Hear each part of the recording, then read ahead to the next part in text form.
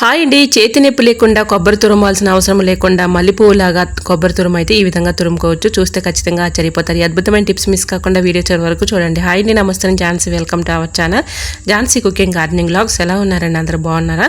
నేనైతే చాలా బాగున్నానండి. మీరు కూడా చాలా చాలా బాగుండాలని మనస్ఫూర్తిగా కోరుకుంటున్నాను. ఈరోజు మీ అందరికీ యూజ్ అయ్యే అద్భుతమైన టిప్స్ అయితే షేర్ చేస్తున్నాను. వీడియోని ఎక్కడ కూడా స్కిప్ చేయకుండా చివరి వరకు చూడండి. ఇంకా ఫస్ట్ టిప్ని తెలుసుకుందాం.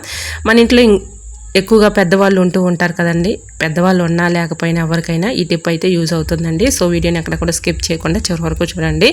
సో మనకి ఏదైనా పెయిన్ రాగానే ఎక్కువగా ట్యాబ్లెట్స్ వెతుక్కుంటూ ఉంటాం. ఎందుకంటే ఆ నొప్పి తట్టుకోలేక చాలా ఇబ్బంది పడుతూ ఉంటాం కాబట్టి. సో మనం ప్రతి దానికి కూడా ట్యాబ్లెట్ అవసరం లేకుండా ఇంట్లో న్యాచురల్గా ఒక్కసారి ఈ ట్రిక్ని మీరు ట్రై చేయండి. అద్భుతంగా వర్క్ అవుతుంది. సో మనం ఒక ట్యాబ్లెట్ వేసుకున్నామంటే ఒక ట్యాబ్లెట్లకి మరి 10 ప్రాబ్లమ్స్ తోడవుతూ ఉంటాయి. సో దానివల్ల మనకి సైడ్ ఎఫెక్ట్స్ వచ్చే ఛాన్స్ ఉంటుంది. కిడ్నీల మీద పడుతుంది ఆ ట్యాబ్లెట్స్ యూజ్ చేయడం వల్ల. ఎక్కువగా ట్యాబ్లెట్స్ యూజ్ చేయకుండా ఇలా ఈ చిన్న ట్రిక్ని ట్రై చేయండి. స్టవ్ ఆన్ చేసుకొని ఇలా దోసపెనం కొద్దిగా హీట్ వచ్చిన తర్వాత దానిపైన 2 గుప్పుళ్ళు రాళ్ళు ఉప్పు తీసుకోవాలి. దానిలోనే ఒక 1/2 టీ స్పూను సాల్టు, అలానే అంటే రాళ్ళు ఉప్పు లేకపోతే సాల్ట్ తీసుకోండి. సాల్ట్ వేసుకున్న తర్వాత దీనిలోకి 2 వెల్లుల్లి రెబ్బలు ఇలా వేసేసుకొని కొద్దిగా పసుపు ఒక 1/2 టీ స్పూన్ వేసేసుకొని బాగా హీట్ చేసుకోండి. ఇలా హీట్ చేసుకున్నటువంటి ఇలా రాళ్ళు ఉప్పు, అలానే పసుపు, వెల్లుల్లి రెబ్బలు ఇవన్నీ కూడా బాగా హీట్ రావాలన్నమాట. మన శరీరానికి ఉన్నటువంటి వేళ్ళు అయితే ఇలా హీట్ చేసుకోవాలి. తర్వాత ఒక నాప్కిన్ తీసుకొని అందులోకి వేసేసుకొని ఇలా రాళ్ళు ఉప్పు అంతా కూడా నైట్ టైంలో మీకు ఎక్కడైతే ఎక్కువగా మరి పెయిన్స్ ఉన్నాయో అక్కడ ఈ విధంగా చక్కగా కాపుకుంటే పెయిన్స్ అనేది చక్కగా రిలీఫ్ అవుతాయండి. సో నేను ఎక్కువగా తగ్గుతాయని చెప్పను, కానీ కొంచెం రిలీఫ్ అయితే ఉంటుంది. ప్రతిదానికి ట్యాబ్లెట్స్ యూజ్ చేయకుండా ఇలా ట్రై చేయండి, చాలా చక్కగా యూజ్ అవుతుంది. ఇంకా సెకండ్ టిప్ని తెలుసుకుందాం. కొబ్బరికాయలు మనం ఇలా తెచ్చుకుంటూ ఉంటాం కదండి. ఎక్కువగా కొబ్బరి అనేది మనం చక్కగా చట్నీలోకి యూజ్ చేసుకుంటూ ఉంటాం, లేదంటే ఫ్రై కర్రీస్లో కూడా కొబ్బరి పౌడర్ని అయితే యూజ్ చేసుకుంటూ ఉంటాము. మనం కొబ్బరి పీచు తీసిన తర్వాత పడేయకుండా ఈ విధంగా అయితే యూజ్ చేసుకోవచ్చు. గిన్నెలు కడగటానికి మనం స్టీల్ స్క్రబ్బర్లు అలాంటివి యూజ్ చేయకుండా ఇలాంటి కొబ్బరి పీచుతో గిన్నెలు కడుక్కోవడం వల్ల క్యాన్సర్లు రాకుండా ఉంటాయండి. ఇప్పుడు స్క్రబ్బర్స్ యూజ్ చేయడం వల్ల కూడా క్యాన్సర్స్ వచ్చే ప్రమాదం ఉన్నాయని డాక్టర్సే చెప్తున్నారు. సో చాలా జాగ్రత్తగా ఉండాలి. కాబట్టి మనం ఆ పీచుని పడేయకుండా ఈ విధంగా చక్కగా గిన్నెలు కడగటానికి యూజ్ చేసుకోవచ్చండి. పూర్వం పెద్దవాళ్ళు ఎక్కువగా కొబ్బరి పీచుతోనే గిన్నెలు కడిగేవాళ్ళండి. ఎక్కువగా పొయ్యిలో ఉన్నటువంటి బూడిదని కొబ్బరి పీచు వేసేసి గిన్నెలు కడిగేవాళ్ళండి. లేదంటే ఒరిగడ్డి పరకలు ఉంటాయి కదండి, ఆ పరకలతో కూడా ఎక్కువగా గిన్నెలు క్లీన్ చేసేవాళ్ళు. సో మరి మీలో ఎంతమంది తెలుసో తప్పకుండా కమెంట్ సెక్షన్లో షేర్ చేయండి. ఇంకా నెక్స్ట్ టిప్ని తెలుసుకుందామండి. కొబ్బరి మనం ఇలాగా తురమాలంటే, అంటే కొబ్బరి తురుము తీసుకోవాలంటే చాలా ఇబ్బంది పడుతూ కష్టపడుతూ ఉంటాం కదా.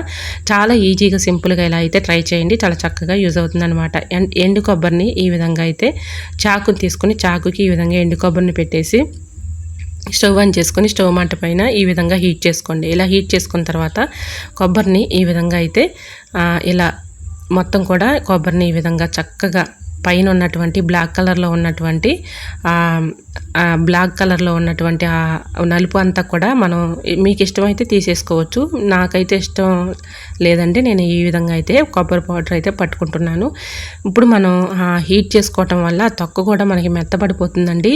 ఆ చెక్కు కూడా ఈజీగా వచ్చేస్తుంది. తురిమేది మనకి ఫెయిలర్స్ అవి ఉంటూ ఉంటాయి కదండి, ఆ తురిమే దాంతో ఈ విధంగా ఆ బ్లాక్ కలర్లో ఉన్నటువంటి పిచ్ అంతా కూడా చక్కగా చెక్కు తీసేసుకోవచ్చు. నాకైతే ఇక్కడ నేను ఇలా చెక్కుతోనే వేసేసుకుంటానండి. నేనైతే పైన అనేది తీయను అనమాట. మీరు తీసుకోవడానికి యూజ్ అవుతుందని ఈ టిప్ అయితే షేర్ చేస్తున్నాను. ఎందుకంటే మనం ఈ విధంగా హీట్ చేసుకోవటం వల్ల ఆ బ్యాక్ సైడ్ ఉన్నటువంటి కొబ్బరి పిచ్ అనేది మనకి చక్కగా ఈజీగా చెక్కు తీసేసుకోవచ్చు. ఎందుకంటే కొంచెం మెత్తబడిపోతుంది కాబట్టి కొబ్బరి అనేది ఈజీగా వచ్చేస్తుంది. సో నేను ఎక్కడైతే నాకు ఇష్టం లేక మొత్తం కూడా నేను ఈ విధంగా కట్ చేసేసుకుంటున్నానండి. సో ఇలాగా చిన్న చిన్న ముక్కలుగా కట్ చేసేసుకొని చిన్న మిక్సీ జార్లో వేసేసుకోండి. ఇలాగా మీరు వేసుకున్న తర్వాత ఈ ముక్కలుగా కట్ చేసుకున్న తర్వాత దానిలో ఒక 1/2 టీ స్పూను సాల్ట్ వేసేసుకోండి. సాల్ట్ వేసుకొని ఈ విధంగా కొబ్బరి తురుము చక్కగా పట్టుకున్నాం అనుకోండి.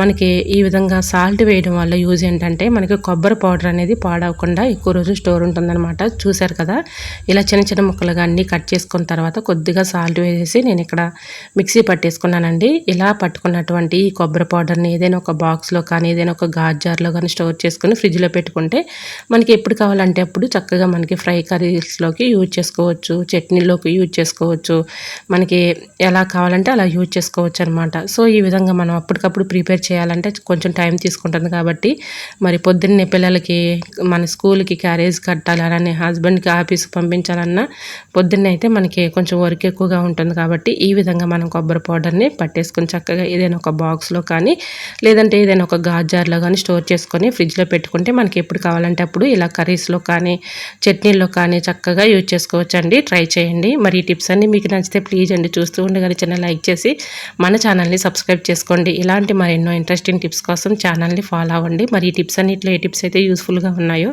ఏ టిప్స్ అయితే మీకు బాగా నచ్చాయి అనేది ప్లీజ్ కమెంట్ చేయండి. ఓకేనండి, మరొక వీడియోతో మళ్ళీ కలుసుకుందాం. అంతవరకు బాయ్. Thanks for watching.